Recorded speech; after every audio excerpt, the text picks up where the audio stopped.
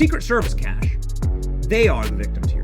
And remember, everybody take an offering in church this weekend for the Secret Service. They're the true victims when Trump gets shot in the head. That's what we've heard now for 2 straight hearings. Hey, it's great to be with you. The victims are the deceased Corey Contempor. The victims are Donald Trump, who was shot. The victims are the 2 American citizens that were shot and critically injured, like President Trump was. The victims are the American people. The people who failed are individuals in Secret Service's bureaucratic empire and the halls of Congress, where they lied to the American people about how they protect presidents and senior VIP officers of the United States government. And now we are seeing another corruption cover-up scandal the size of Russiagate. So has anybody contacted you, first off? If you don't know the lore of Kash Patel is the investigator that was able to unearth Russiagate and was able to expose it to the entire world. Presumably, they would have been somebody in the Republican Party would be calling you, right, to jump on this investigation? Well, nobody. I've offered it to the speaker and the majority of the House Republicans, and the only individual I've talked to about doing anything in terms of oversight is the great congressman from Florida, Corey Mills. So Corey Mills isn't on this little special task force that Johnson has put together that includes some people whose family members are employed at the DOJ, that includes some never Trumpers, which is wild, and include a number of security state cutouts for the Republican side that we are going to be doing a little bit of exposing on our team. Why the hell wouldn't it include 82nd Airborne Division counter sniper Corey Mills, who's done this kind of work for the State Department, or Navy SEAL Team 3 counter sniper Eli Crane? This makes no sense.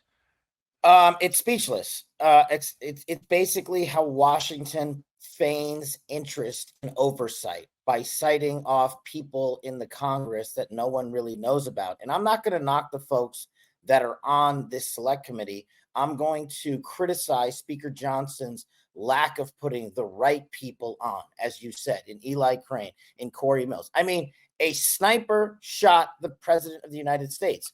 Who better to investigate that scene than Army Special Forces officer and a United States Navy SEAL who were snipers and medics in the Special Forces in theaters of war? It just boggles my mind when you have that pool of talent to go to, you specifically and intentionally avoid them, as if you almost don't want this investigation to actually get anywhere. And here's the kicker, Benny, that really ticks me off. 17 days just to stand up this task force, and the House of Representatives is currently on recess till September 9th. They're not going to get anything done. So this is designed to fail.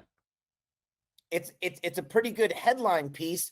Bipartisan task force stood up to find out that President Trump was shot and the Secret Service failed. And now the media is running with it, and people are doing headline calls in Congress with their hearings. But I was also critical of the hearings. What did those hearings accomplish? That we have another bureaucratic deep state operative who is the acting director of the Secret Service? Did we find out any new information? Has anyone actually been held accountable? And Congress continues to act like the redheaded stepchild of the executive branch. They are a co-equal, coordinated branch of government who controls the purse strings of every agency and department. If you don't get answers from the acting head of the United States Secret Service, then you attack his budget until you get those answers. So let's move forward into your investigation, Cash, because it sounds like you're going to be able to sink your teeth a bit into this. Where do you begin? So let's do the Cash roadmap, because clearly you've studied this. You have an incredible pedigree yourself in protection, and there's this kick-ass photo of you walking off Marine One. Can we get that and just put it up just to get the vibe for Cash? The guy knows what he's talking about. Cash, where would you go? So I actually wrote an op-ed on Outkick.com that you can literally read it in about 7 minutes. Let's grab that too. Here's the starting point, right? You get all the witnesses that were there and you put them on a list. And those are the people you're going to interrogate. Civilian, federal employees, state employees, law enforcement, transportation, everybody, comms operators, everyone.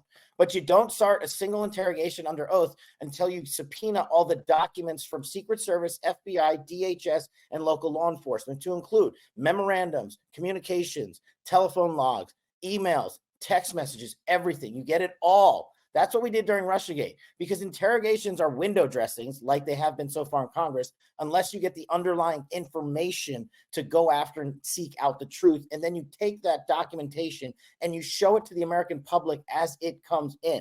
The Secret Service director and the acting Secret Service director lied under oath when they said Donald Trump's security detail did not request additional services. I told you on your show, maybe the day or two after, that I knew that for a fact they had done that multiple times. And yesterday we had another acting Secret Service director lie. You show the American people these lies. You don't yell about them from the halls of Congress. You take the evidence and you show them. So will you have the power to get those documents? Can you, because we've worked very closely with Corey Mills. We're doing a documentary with Mills and Eli Crane, because I thought this is a no-brainer, right? These are the two guys you've got to have on the committee. If Adam Schiff's going to sit on every Democrat committee, right, for his for his hatred of Donald Trump and for his media prowess and all that, there's a lot of reasons to put a member on a committee. Surely you'd have these two guys sort of in the middle of creating a documentary with them right now, and like, it blows my mind. So now Corey's doing his own thing, which is awesome, and we fully support it. Do you have the power to get what you need, Kash, on that? Well, without congressional subpoena power and the enforcement of congressional subpoenas, it's going to be a tough task. And look, I've offered my services for free to anyone in Congress, to Corey Mills, to Eli Crane, anybody that wants to attempt to get the truth. What you have is the will of the American people to find out what happened in the assassination attempt of a president of the United States running for the presidency again. That willpower should be enough to muster enough energy on the Hill to get the answers you want. But even Corey Mills and Eli Crane are going to have to go to Speaker Johnson to get authorities to utilize subpoenas. So I don't know how that's going to shake out. But the reality is, Benny, what's this committee done besides been announced? It's 18, 19 days after President Trump's assassination attempt. Who's coming back from summer recess in Europe and wherever they are on their junkets for the summer to start this investigation?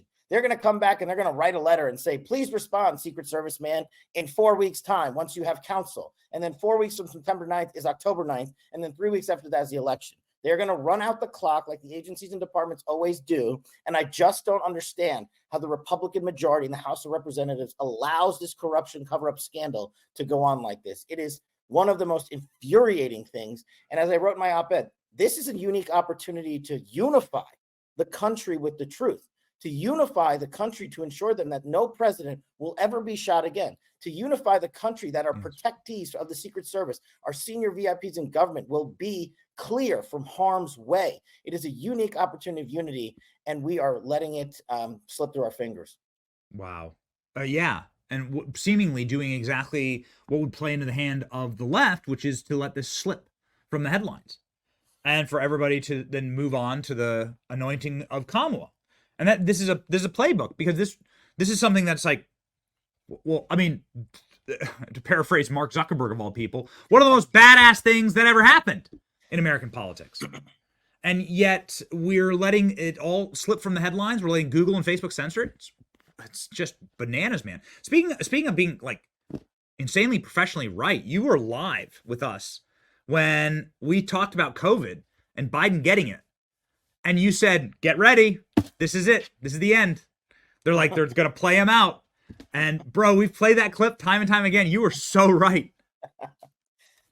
I mean, sometimes I wish I was wrong a lot, because then we would not be talking about corruption cover-up scandals. We would not be talking about how the Democratic Party hijacked the democratic process to kick out the presidential nominee from their party and airdrop in someone by throwing out 12 million votes of American citizens who voted for the nominee. I mean, it's just incredible hypocrisy, breaking of rules, breaking of laws, just so the politicization of this country can be totally complete, from every agency and department of the United States government to the entire democratic operating regime. And if American people don't see that now, and Congress doesn't act when they have the opportunities to, they're going to steamroll Washington, D.C. into a new form of the swamp. Do you believe that Kamala Harris is going to become president before even November? Do you think that because you were right about this? Let's load up this clip. Actually, we have the clip of you predicting this. This was when you and I both found out live that Joe Biden had COVID, right? And that, of course, began the steep acceleration of the mysterious Joe Biden drops out.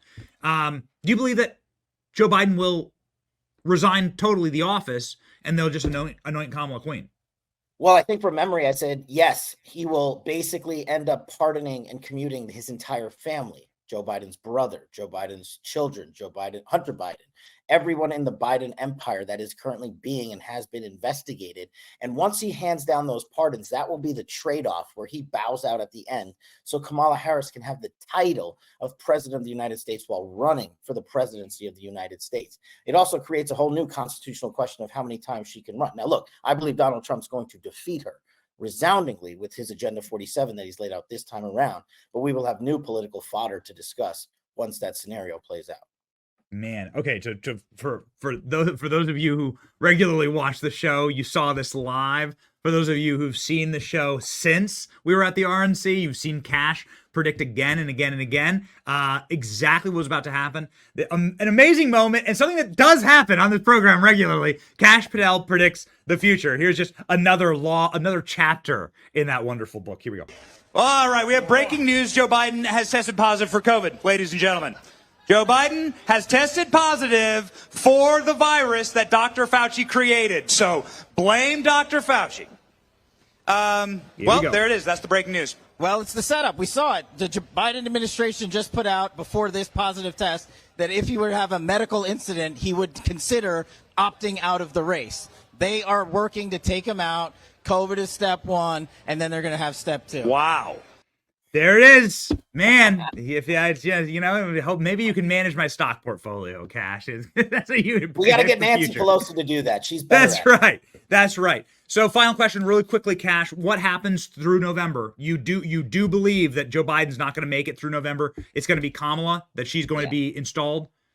I think in some fashion she'll be installed, and I think it'll just be basically rearranging of the deck chairs for the Democratic Party. They've already thought this thing through into its entirety, to its conclusion, and they will see a more powerful candidate from their perspective if they can give her the title as president of the United States. It's politically catchy. Megan Thee Stallion, not doing it for you, huh? Megan Thee Stallion. Last night in Atlanta, Kash didn't. Oh no, sorry. Didn't move you. Didn't convince you. I thought you were reading something. Sorry. Yeah. My allergies are killing me today. I can barely hear. I wasn't familiar with the Stallion until I saw all the clips in my feed, and now I'm very sad that I am familiar with it. Kash Patel, thank you so very much for your honest and true predictions on this program. Government Gangsters is your new documentary. It is in theaters right now. Also, a incredible film at warroom.film. Can you tell everybody again about it? Yeah, real quick. Look, this is what what President Trump rolled out as the blueprint for 2024 and the roadmap to taking out the deep state. It's everything we've been talking about, and Steve Bannon turned it to the #1 documentary of the last 3 years. Go to warroom.film and watch it right now from your home. We're bringing premieres to every state across this country over the next couple of months, but go to warroom.film. President Trump just rolled out the movie on Truth Social yesterday. I'm very proud of this work. Expose the deep state. You'll have a fun time watching it. You can make fun of me after. Kash, let's have a watch party in the studio, man. Let's thank do it. you. Godspeed. See you guys.